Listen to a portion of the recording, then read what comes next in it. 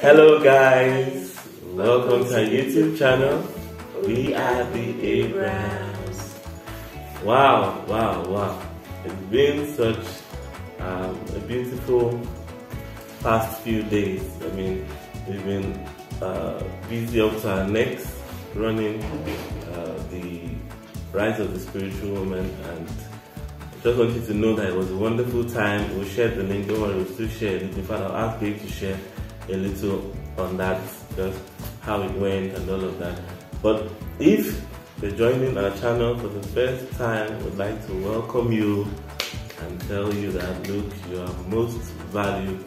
And we want you to know that you're going to get, and if you've not already seen some of our videos, but I mean, they're so inspiring and so instructive that you definitely get hooked. So please stay with us, stay tuned. And if you're a returning subscriber, thank you. The notification much love. Yeah. Yes. And subscribe to this channel. Share like this video, share this video with your friends and families too. Yeah. So babe, why don't you give us a sneak peek into what happened at the Rise of the Spiritual Woman last weekend? Okay. It was a wonderful time in God's presence. The theme for the conference for this year was that God's agenda for the 21st century woman, and then we had other subtopics. We had three speakers plus myself to make it 4. Our third speaker was a professional counselor, so she took us through a seminar. On alt and abuse, healing from alt, avoiding abuse, how to heal from abuse, all those other things, and then we had question and answers about how to do with alt, how to do with parenting, artful parenting, sexual abuse, a whole lot of stuff like that. It was just really powerful. Then I spoke about the central theme, God's agenda for the 21st century woman. We spoke about obedience as one of the criteria, obedience and aligning to God's instructions and God's will as one of the very major tools like that. So that was it. And I don't know, we spoke about other things. I think you should just get the messages. You can share that link. Just look out for it in the link in the description link. We'll share the link. So let's move on right down to what we've got to do today. I mean, we've been talking about marriage, and if you don't already know, on this channel we talk about faith, lifestyle, relationship, personal vlogs, and trending issues too. Yeah. So one of what we're going to talk about today it centers around relationship, because I mean, we want to talk about the things that we found in our marriage and in our experience in the past couple of months of marriage, and how all of this line up against popular opinion, what people say out there. So you get to hear this before you're married. When you're still single, you hear, marriage is hard, marriage is this thing, it's not easy, and you're wondering, my God, when, how would I do it? So we want to share our experiences along this line. So watch out. Alright babe, so you want to start with you? Okay. Alright. So what were some, let's start from the basis now. What were some preconceived notions that society, I mean, those are some of the things that surrounded you. Being in society, you can't escape from them. So what were some of those preconceived notions about marriage that you had beforehand been exposed to?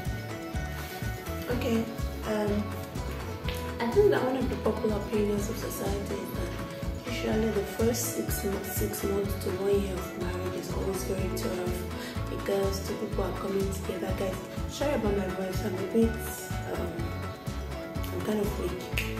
So, it says that the first 6 months to 1 year of marriage is always very tough. Because two people, you're just getting to know each other. People say things like, all those things they are doing in relationship, This is the time that you just want to know the person. You just want to know their true nature. This is the time you just want to know their hidden self. You know, and every time it's almost as if a society makes it look like the first 6 months, 1 year of the marriage. You know, after the only more time of the first 1 week, 2 weeks, and that the weeks and months preceding, it's going to be like a battle for you. You know, that kind of a thing. I remember after our wedding, somebody had called you. Don't want to mention his name.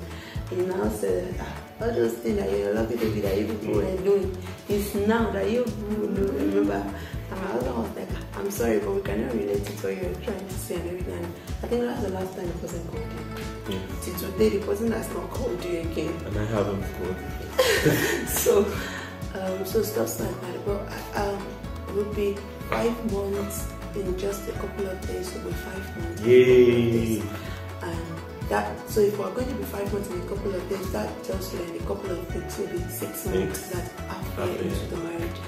And so honestly, I want to say that we cannot really relate to a lot of things that people say. That's when you get to know their true nature and everything. I'm not trying to say maybe they are lying or not. I'm just trying to tell you our own experience. And I'm not surprised that we have this kind of experience because my husband can testify that this is what I always... Relax. Let's start from, I started from, I'm building it up. Because you've already started answering questions last time. Another example of such that I can purport now is when they say there's no way that the two of you, or rather there's no way that it's either you're, for instance, it's either you're clean and the person is dirty. As in you're a clean person, you love clean environment, and the person is loves dirty environment. That's when you get married. It's either one person is hardworking and the other person is it's either one person. Now that's another instance of what society has, marketed and thrown around. Another one I could easily state is, I remember, especially during the COVID-19 season, a lot of people were locked down and working from home, and I saw on Twitter. Many people that were saying the husband and wife and they can't go anywhere, so increase. And there were actually people who were complaining that they couldn't bear to stay at home with their wives. Because, before the COVID period, they used to go out to work and come back late in the night. Sometimes not at home throughout the weekend, so they only come to meet their wives late at night, eat, maybe just stop for a few minutes, off to bed. So that's the routine. So that period seemed like hell for a lot of people, because not just, and we'll come right out to that, but that's an instance of what society has peddled. And do you have any other instance? Okay, so we're talking about instances of society. Yes. We'll now later talk about how it relates to us. Yeah. Okay. And I think what you said, no. Sorry guys. I'm just really trying to get myself together. For instance, they feel like one of the best ways to keep romance or affection is when you're not always in each other's face. Oh yes. You go and then you come back. It's at night that you see each other. If you're in each other's face all the time, then that maybe maybe the affection will expire or something like that. That kind of thing. Affection will expire. Another thing. Society always, like society says about when you're newly married and stuff like that. What are that saying? You guys know many of these things. Exactly. They say that if you are from what is it now? Certain background things now. I think there are also ethnic issues along these lines, apart from work issues. Let me say this because this is just peculiar to us. It's believed usually that when you get married to a person in the household, they have only one gender. When you get married to a family where there are only guys, particularly if you not get married to the last child of the family, there will be a lot of family control, and because it's the last one, you will be able to talk to defend his wife, and the wife will practically be at the mercy of other people. So I'm saying that because I look that you also understand So and stuff like Isha and Menisha, let's start relating it to one Yes, yes. So we just wanted to give you instances of what we are actually talking about. So let's talk about how this relates to us. Do we find this? And as we're talking, I think you should also check those preconceptions that you've heard about. Check them very well, because not everything that society tells us is actually true. A lot of things is popular opinion. The fact that something is popular doesn't make it true. But I also think that a lot of times they become true because, basically our mindsets are formed by the things that we do. So they become true because they were imposed upon us, and so you just automatically feel that that's the way that it ought to be. Yeah. Which is not always true. Not always true. So I'd like you to, lay this side by side with what you already have. So let's talk about how it relates to us. So the first instance you raised was that the first 6 or 1 year, you're just getting to know each other. Yes. You just those are the turbulent periods. It's going to be a tough time and everything like that. Okay, so for us, honestly, there's something like that for us. I'm sorry if you're angry, but I'm not sorry too at the same time. Honestly. So, just like I said earlier, I will be 5 months in just a couple of days, meaning in the next couple of weeks, will be 6 months already. So, and in the last 6 months, there's nothing that I've discovered about my husband that made me feel I honestly think that in these 5 months we've had only 2 major quarrels. In just 2. Yes.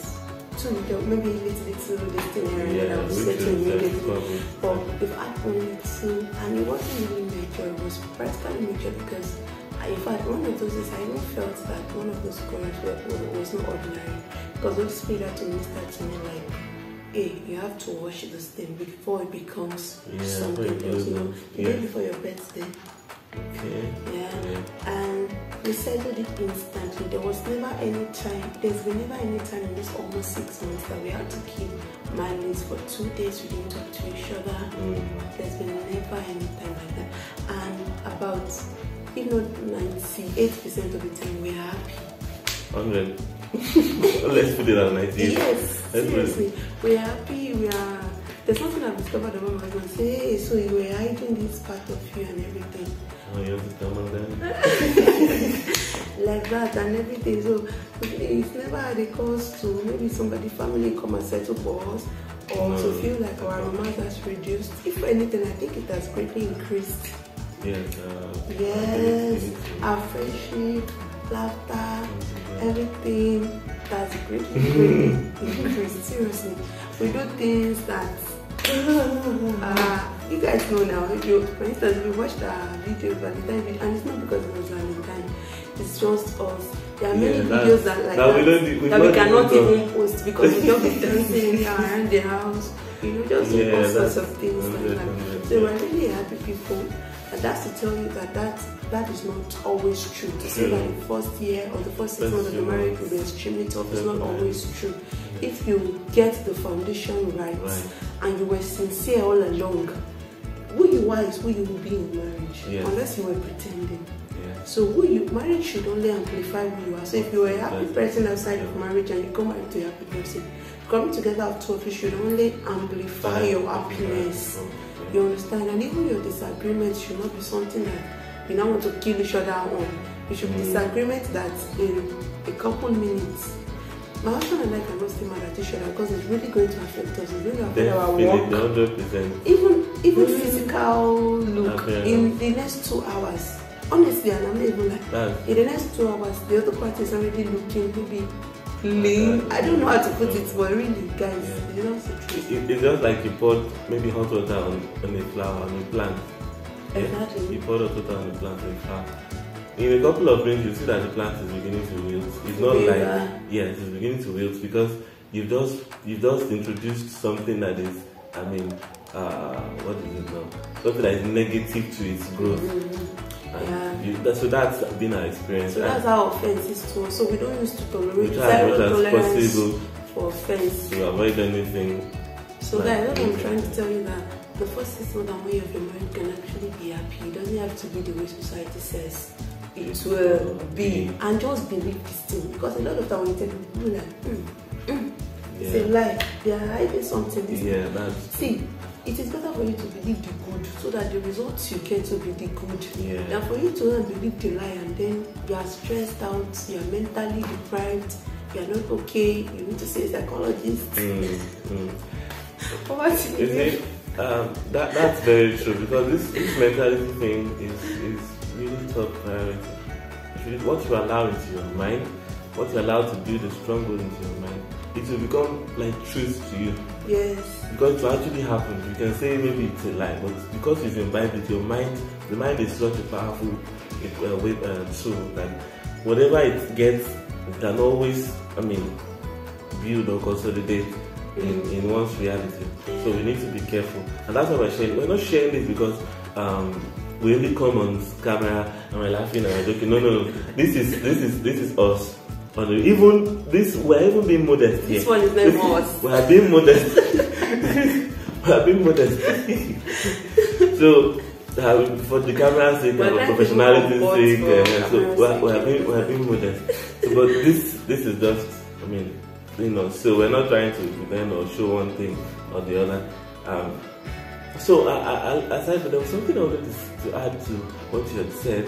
But again, let me bring the perspective I brought to it, the example that I brought, that it's people who think that I think the person I said was couples who can't stay together. Couples can't stay together. Yes, COVID-19. You know why I said this? Most of us work from home. And working from home, so we are in each other's spaces 24/7. Every time. 24/7. Every time. I'm supposed to have an office space. I'm going to have an office space. You understand? I have office space. I'm going to have the office space. I'm going to use. I'm going to do a burglary proof outside. Then I'll do another this thing. I'm going to put Lisa this thing very outside house so that you need to come inside. Yeah, I'm not going for work. Don't worry. Can't lock yourself up. Okay, so I have a space in the house. Actually, for now I'm using the sitting room. So, dining room. I'm using dining area for work, a section of the dining area. So my work table is there, my stuff is there. So, she can just sometimes just dance fast and just dance across. I work majorly. So we're always seeing each other. In the room, wherever we get to see each other. So there is no being in each other's space. This one is irritating me. This one is I think for us, see, when we even need to go out individually, maybe we need to go see a client, or I just have an occasion that takes only me out, which has only happened on rare occasions. Because even when we have like official meetings, most of the time we go together. So, but in real occasions, we work to, for instance, when that contract work for mine. Oh yes, and I would have come. Yes, and others would have followed me, but we had a lot of pending works by our home, so just had to stay back home to do those things. In fact, we feel, the way we even feel it, like we really feel it, like usually when you're in each other's face, it's almost like when you have an allowance to be alone, you are happy that, hey, I finally want to be alone. Yeah. But that's not it for us. It doesn't work for us like that. Seriously. It doesn't work for us like that. So yes, that is that. So that's what society has said. It's not always true. The fact that you have to be apart from your spouse for so long and be okay with it. In fact, get honor. Yes, for the sake of respect and to avoid familiarity. To avoid see finish. I don't know what that means. There's we just like a lot it to of have see finish, but see the one that's more than finish. Yes, so and we still respect each other 100%. Exactly. We still respect each other. That's my point. Actually. So regardless of what we've said, what we've noted about each other, we still stand for each other, we still got each other's back. And yes, I remember what I wanted to say regarding the point that you raised the other time. And when it comes to, subsequently we could do something along those lines. That is how we settle issues when they arise, and we try as much as possible to set guidelines to ensure that we don't disrespect each other and issues don't arise. But when they arise, how do we resolve? Now I remember something I told you much earlier in the relationship. I was like, look, you have to consider me as well-meaning, and I have to consider you as well-meaning too. Well-meaning to the point that I can just go that, look, this person, I came into the kitchen, I just finished mopping this place, but I came and I found water on the ground. I said, no, babe is too well-meaning to just deliberately and wickedly pour water on the ground. Something must have happened for her to pour this water on the ground. What happened? Something may have happened. So instead of just bringing a weapon, you're bringing out your AK-47 or wherever you kept it from before, I go and point it at your spouse. You, why pour water on the ground? Why the ground and just sleep? What happened now? Did something happen? Probably after you are doing more please, because you knew that something must have triggered that water being poured on the ground. It wasn't that the person just wanted to be wicked. I mean, I watched one skit, was it on TikTok? The skit was like how, I can't remember what the tag they thought. It was like, okay, the lady went into, or the guy went into the bathroom, and the lady took his towel and began to use it to clean something. And the guy came out. I was wondering, what the heck? He didn't say anything. Now got that he went and used something else.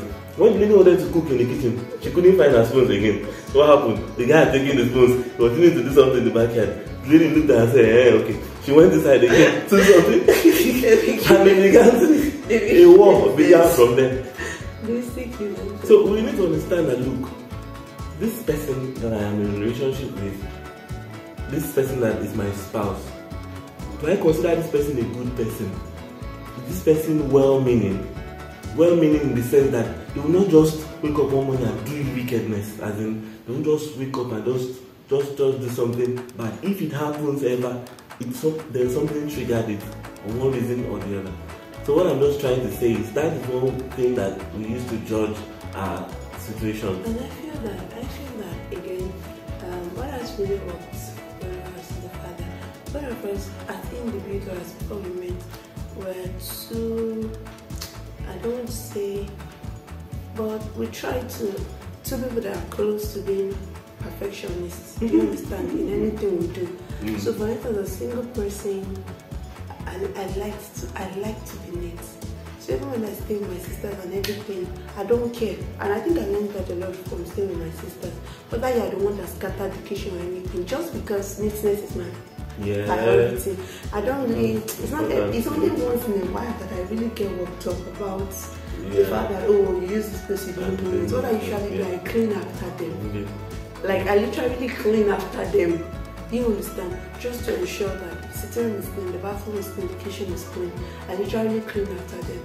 So that's me. And then my husband lived in a place where he had to do the same thing. You understand? So it's as if they're coming together also most of the time. So even when issues like that rarely happen, where one party is neat and then the other party is dirty, just trying to scatter everywhere. Sometimes before I even wake up from the bed, my husband already sweep the entire house, sweep the sitting room, When I traveled one time like that, he washed all the clothes.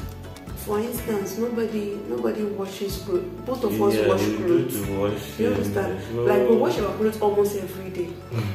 Almost every day. So once you get to the washing machine and you want to throw away, or maybe the clothes you wore the day before, every clothes there is to be washed by you. Once it's you that got to the washing machine, you wash everything.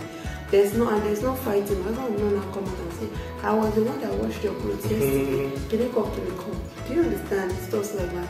So, like, even house chores, a lot of times, sometimes before I even come out from the room, if I didn't happen to, because sometimes I wash the plates we used to eat this same night, just to keep everything clean and neat. But in case I didn't do that, when my husband wakes up, he washes the plates in the kitchen before he starts his work, and sweeps the sitting room sometimes. So it just comes the fault. We don't have to this share room and make it static with the person. And that's what we not say, because he helps me.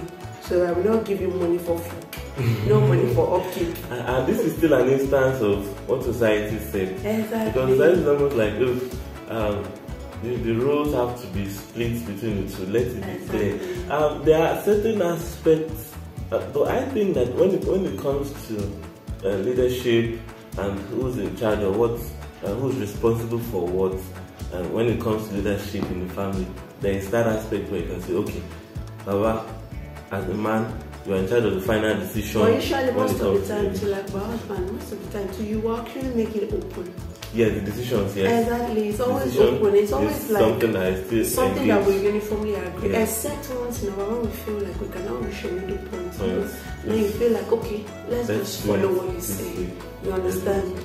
So when it comes to, I'm talking about when it comes to house rules now, house chores, sweeping, cleaning, you know, I could easily sit around and say, okay, babe, I mean, as a lady, you need to be sweeping the house, you need to be washing the dishes, you need to be making the food, you need to be, what else again? You need to be climbing the wall and be cleaning the cobwebs and everything. I don't come from a house like that. That experience has made me to look, what if she's indisposed? I remember the time that you took ill a bit, and I had to make the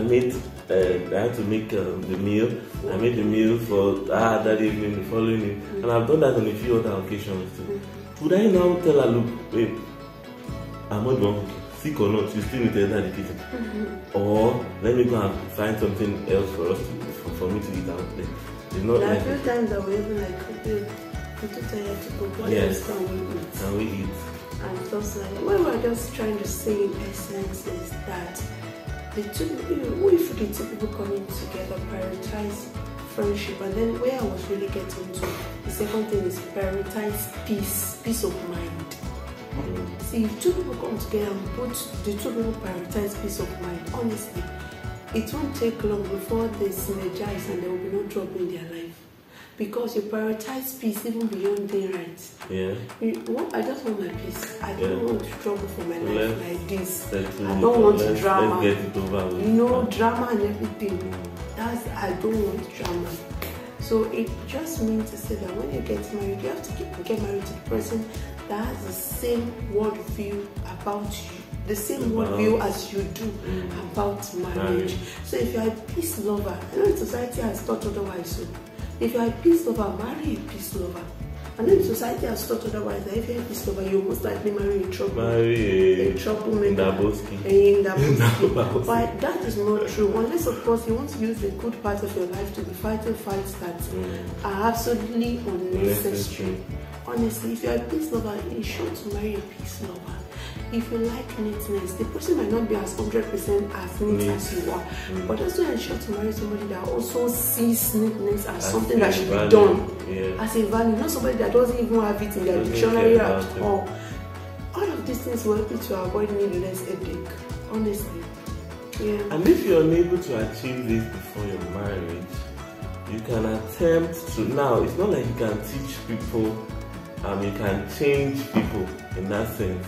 But you can still help them to see that it's a value worth imbibing. Or where you can, you see, my life is not hard. Like I used to tell people, I remember one time Reverend Chantia was in our church at Honey Streams, Calabar, and he said a lot of quarrel that many couples have is something that money can even settle.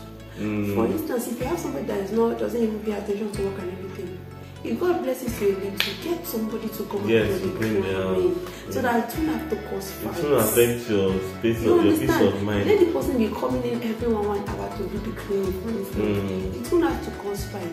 It's about the washing. You have a washing machine, but you are still struggling. We should wash what? Get somebody to come and wash the clothes. Life is very easy. A friend I was like, if you get married to your wife who cannot cook, for instance, get a professional cook. That's some people. That's their life calling. Their life calling is to cook. I'm not saying we should not try to be better. Yes. You understand? And that's the part where I said that look, if you feel like good cooking is really, you can enroll your wife in a cooking school. If she's not so much into it, then get someone who can be doing cooking. I mean, you guys are together. Prioritize, like you said, not just to eat a good food. It's not about killing your wife for not entering into the kitchen. Your wife is more valuable to you in many other aspects than even in that cooking. For instance, if you are even living in Lagos, there are many need people who cook good food that you don't even need to employ. Yeah, so you can buy bowls of food from them, stock it up in the freezer, get the you. microwave to, just anything to. See, what we're just trying to say in essence is that anything to prioritize peace should be very important to both you and your spouse. If you really prioritize this, a lot of things that society will say that both of you will not even be able to relate to. See that couple that I follow on Facebook, the Gun Calls or something like that. Oh, okay.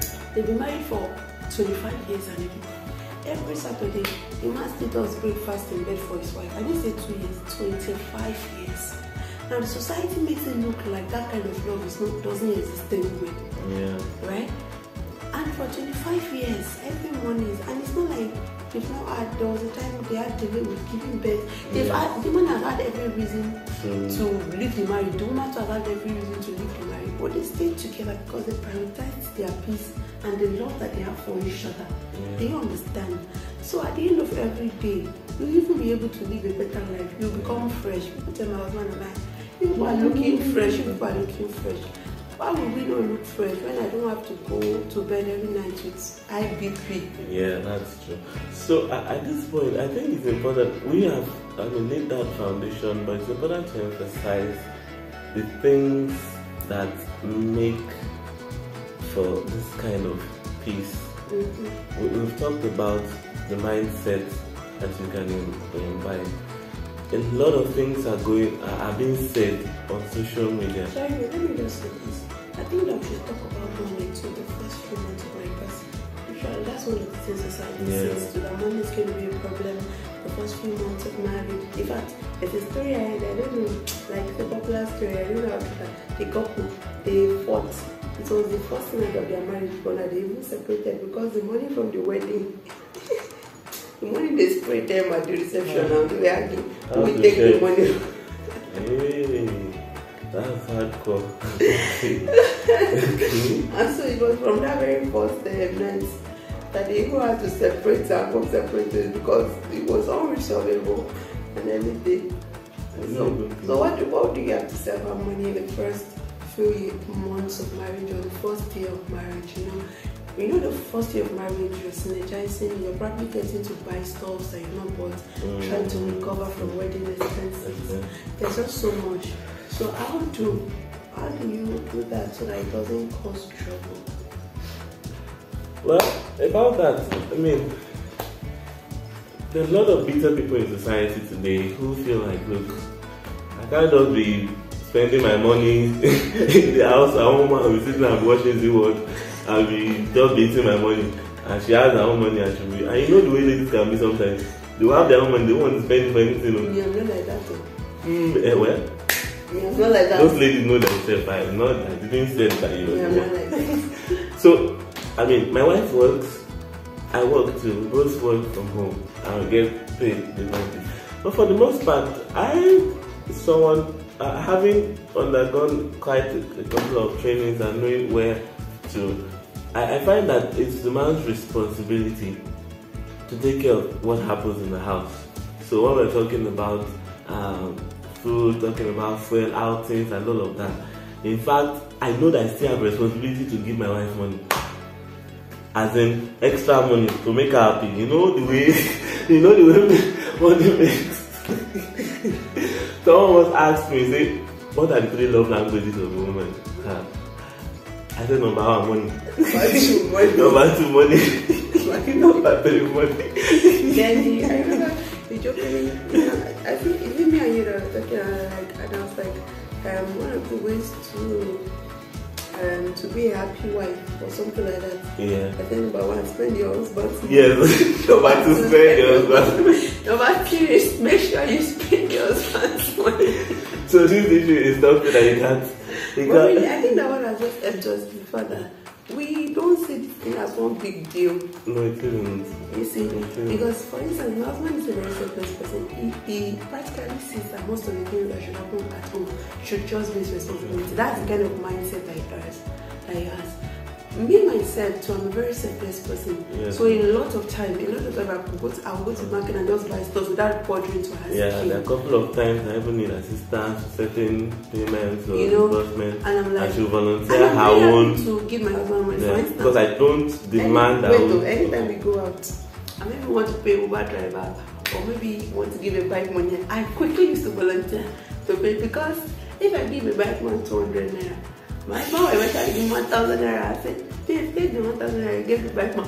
So I'm very happy to always give my friend money. So I know it's a responsibility to make her happy in that aspect. What I'm saying is, if the two people just see being selfless, but now let's even turn it around. Let's assume that the woman has a greater finance. I feel that, see, even in the situation where the woman has a greater finance, if the man just sees it as his responsibility primarily to take care of the home, there's still a lot, and the man will not even remain in that level. Most of the time I've found that the men who have that kind of mindset, even if while they started, for instance, the man was collecting 70,000, the woman was collecting 500,000, in a couple of months or years, the man's finance would still eventually grow big.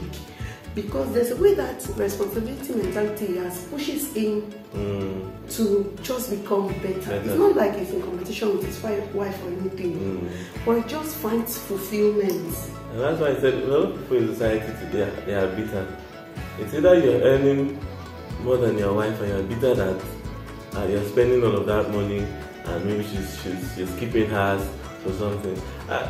You see, if who was it? Someone told me that, look, when you guys step out, that the sign that you are taking, someone said that the sign that your wife is being taken care of, or that you are, I can't remember, that you are a good husband, you will verify it from your wife, the looks of your wife. And you know, even the Bible says that the woman is the glory of the man. So if what she has, you don't allow her to use that, but if you have children, just be sure that the money your wife is making, she may not be spending in the household, but those children are participating on that money greatly, because that woman has, you can't take that away from you. You know that men are more calculative, while we women, maybe not everybody, but majorly we women are more impulsive about buying stuff. For instance, a lot of time I just think, I feel like making ice cream. And all of those money, it still goes to the family in a way, but it might not be as constructive as that of the man. That man says, I want to pay house rent, I want to pay this and that, and everything. Could just be going in the market, see a fine shirt, this shirt is for my husband, then I bought it. Just impulsive spending like that. Children, this child needs this, just quickly buy it. And sometimes it doesn't have to be the man, because for some people, the woman is the one that is really very constructive about spending. So I think one of the things that will help you to not fight in the early stage of marriage about finances, let the person who handles it better be the major person. You understand? For us now, my husband is, and it just flows well too, because he's the husband, husband. But for some home, it's the woman. So even if it's the woman, and the woman is not even earning as much, but she's the one that has that good construction about finances. I remember I told one of my practices, that was a couple of months ago. He felt like, look, as a man in this house, your savings must come to me. I'll save the money. So I will save the money. Listen now. He now imposed on his girlfriend, they were not yet married. I said, look, that savings must come to me. I don't understand. Unfortunately, he's not a great spender. He's a great spender. That's what I mean, not a great saver, he's a great spender. So the savings, including everything. Everything has gone up the roof. So, and I asked him that, look, between you and your wife, who do you think is the better saver? He said, why didn't you give her the money to save? Because he doesn't trust her. He doesn't feel like she's going to save the money. He feels like she's going to spend it because she's a woman too. That she shouldn't be the one handling the money. He should, as the man, should be in charge. During our counseling section, the Pastor Kumari told us something. And I think it really works for us. Now, it has to do with the one that works for you.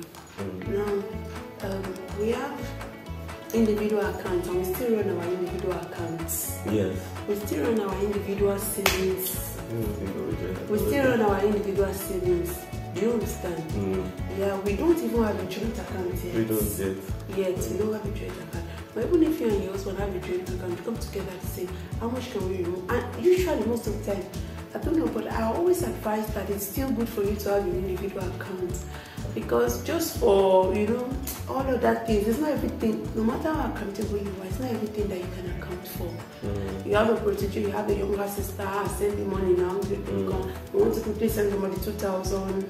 Some of those things that you don't even remember, maybe you don't even remember to tell your husband, or you don't even remember to tell your wife.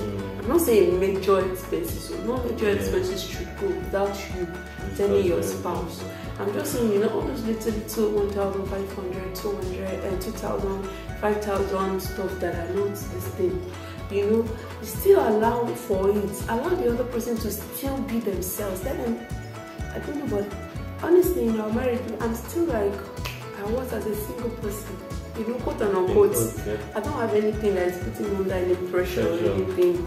I still use the savings accounts that I had as a single person. Pre-marriage, so I still run them. And there's nothing that has arisen and that will arise, for that matter, as a result of that. Because despite the fact that we run individual accounts, any major expenses, we still run them through each together. other. Exactly. Oh, this money came in for me. This client paid this amount of money. What are the things that we're very open. We're very open with our finances. Like very, very open with our finances. There's nothing to hide. Especially when you're not saying, it's not like you're sending more money to your side chick. So what is that? Yes, no side chick. Not now, not ever. So really, what is there to hide? And women again, I think women have the problem when you don't trust. I think we should not end up with this unless you have something you want to say. Let me just say that before we wrap up. I feel like along these lines too, let's learn to trust the person who has the greater strength in a particular area. So if my wife is better at cooking, as much as possible, I should trust her cooking, eulogize it, and then help her as often as possible. I may not cook, but I can still go to the kitchen. Babe, how's it going? Let me help you with the dishes. Or let me help you go and buy water or a drink. You are thirsty. Let me help. But your area of strength, you're doing it and you're staying in there. Anytime I'm cooking in the kitchen, because we always have work. That's the disadvantage of working from home. See, if you're working in the office, you know that you have a closing. We always have work. Like this, as we are talking to you, we all have work. You understand? So most of the time, if I'm cooking in the kitchen, maybe my husband is trying to catch up. Sometimes he's trying to catch up certain files before we eat. Because when we eat, it's like our relaxed time. We see a movie. It's our bonding time. No matter the work. Because if we don't do it like that, you see the work we have, it will drown us. So, well, most of what I'm saying is that most of the time when I'm cooking in the kitchen, even if my husband has to be with the work on his laptop, he's always calling out, babe, well done. Babe, well, if I say, oh, I forgot to buy something, or I need a particular so, my husband will volunteer. Okay, while you're doing that, let me help you run down the street and help you get it. You understand? And stuff like that. And when you want to serve the food, sometimes my husband goes, babe, don't worry, let me serve the food. Just do something just to make your life to be at peace. And that trust issue where you start is also what I wanted to say. What I wanted to end with. It is important that you trust the person you're getting married to. Yes. Why are you getting married to the person? I think sometimes in life you complicate issues for yourself. What's the point in getting married to the person without trust? I remember writing an article on a particular group once and then somebody asked a question, and because of my past experience, I have issue with trust, and now I want to get married to this person, but I still have issue with trust and people. Leave the person alone. First go and deal with your past experience. Sorry, that made you to stop trusting everybody. But people are human beings, they can falter. Yes, trust is by faith. That's what I tell people. You would have seen, of course, you would have seen the track record of the person over time and say, okay, I trust. And I read something one time. I said, if human beings, the Bible says the heart of man is desperately wicked. It simply means that it will be wisdom for you when you want to marry somebody that has a God that is. Now the Bible says that God never change. It doesn't lie. For you to have a God, that person should have a God that doesn't lie and doesn't change.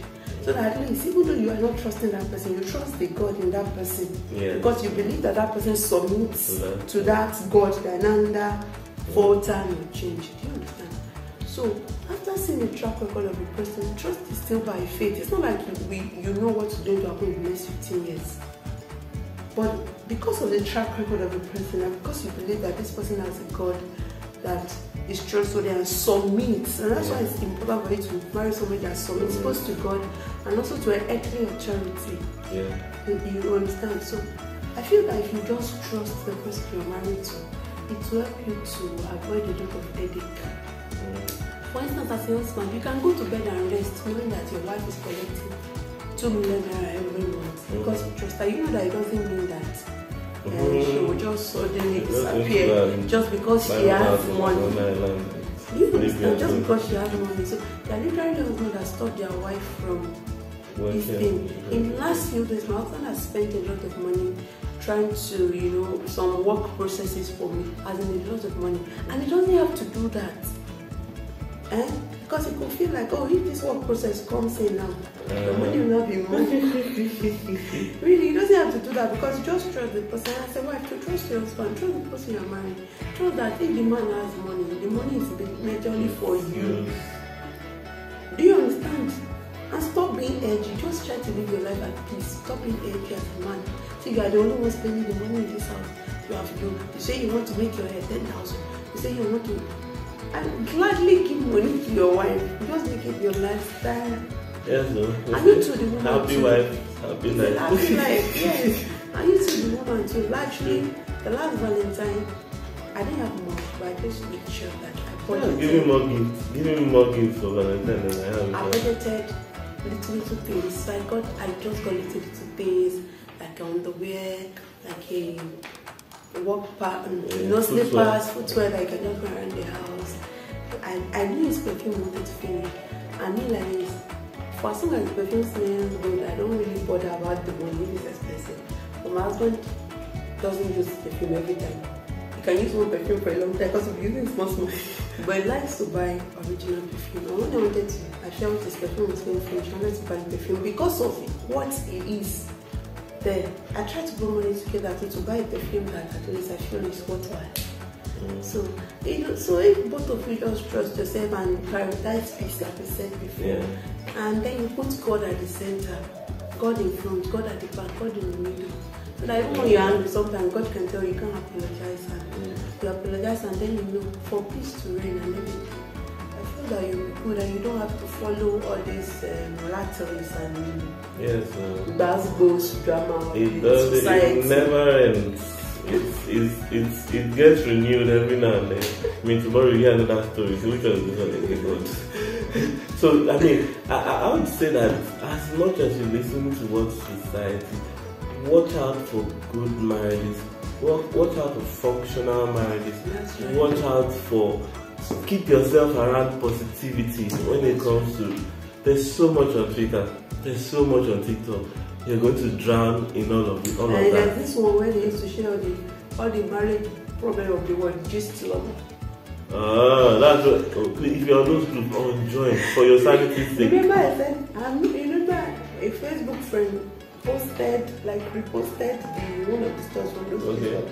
Remember I told you we should not talk about like people that are really getting rock on we can't even relate to any of those things. Why do you people used to get people you marry? I feel like some of them are even fictive. Like pictures because did this really happen? No, it doesn't make sense for this kind of thing to happen. Please leave such miserable groups. Join. Well, the Yoruba people say Ajegbodo when you kura. You see? So they are like unhappy, bitter people that are also looking for people to join their club of bitterness. It's only good for you to leave those people. Try to see if you go to our YouTube now, if you go to our Facebook channel, if you go to our WhatsApp, about 85% of everything you see there about marriage is something positive. We are very deliberate about it. So these are the mindset that we have sustained over the months that has kept us thus far. And I want you to know. Single people. Yes, are single people. And I want you to know. Because the people are watching this, they'll be like, maybe 5 months and they don't know. Every 5 years. I'm telling you, when we reach 5 years, you will see our YouTube video again. We'll still be laughing. If I will probably host you as a guest so that you can come and yes, it's only going to get better. Yeah, you should have plenty money. It's only going to get better because that is the quality of the mind. What you subject your mind to, if you keep producing those kind of fruits, kind of fruits. So we're deliberate about being positive in our relationships with one another, with people, and no negative vibe. Zero tolerance for negative vibe. So see now that guy, and it was one of my husband's good friends. So that day that he called you and said, this one, my husband said, I'm sorry, but I can't relate. I didn't call him again. Maybe it's like that for your marriage, but it's not like that for mine. So that day I told that called my husband. And we're very deliberate about it. No negativity around us. No negativity. So that's the key thing for you.